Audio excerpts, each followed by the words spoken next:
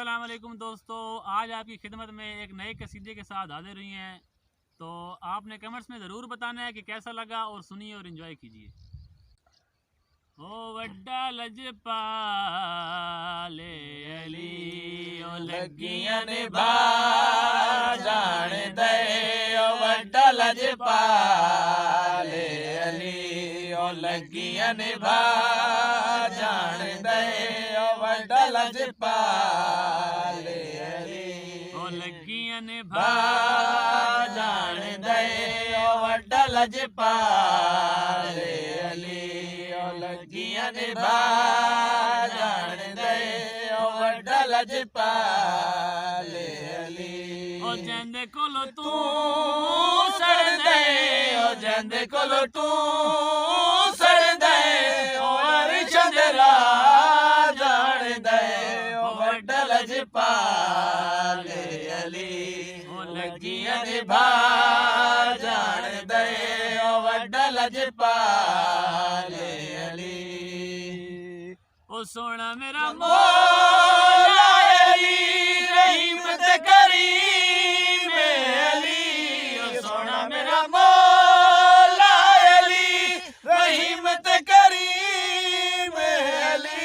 ओ कीड़े तो ले इंसान तई ओ कीड़े तो ले इंसान तई और रिज़्क़ वंडा जान दे ओ वड्डा लजपाले अली ओ लगियां ने भा जान दे ओ वड्डा लजपाले अली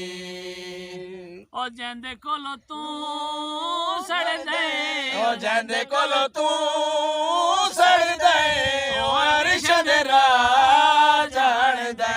ओ वड्डा लजपाले अली ओ लगियां ने भा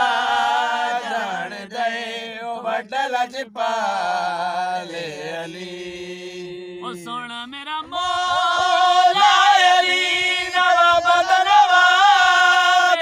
अली ओ सोना मेरा मौला अली नवाब नवाब अली ओ घर दिया नौकरनू ओ घर दिया नौकरनू कलंदर बड़ा जान दे ओ वड्डा लजपाले अली ओ लगियां ने भा जान दे ओ वड्डा लजपाले अली ओ जंदे कोलो तू सड़ दे ओ जांदे कोल तू सड़ दे ओ अरश दरा जान दे ओ वड्डा लजपाले अली ओ लगियां ने भा जान दे ओ वड्डा लजपाले अली। तो दोस्तों, आज का कसीदा आपकी खिदमत में पेश किया। आपने ज़रूर बताना है कि आपको कसीदा कैसा लगा।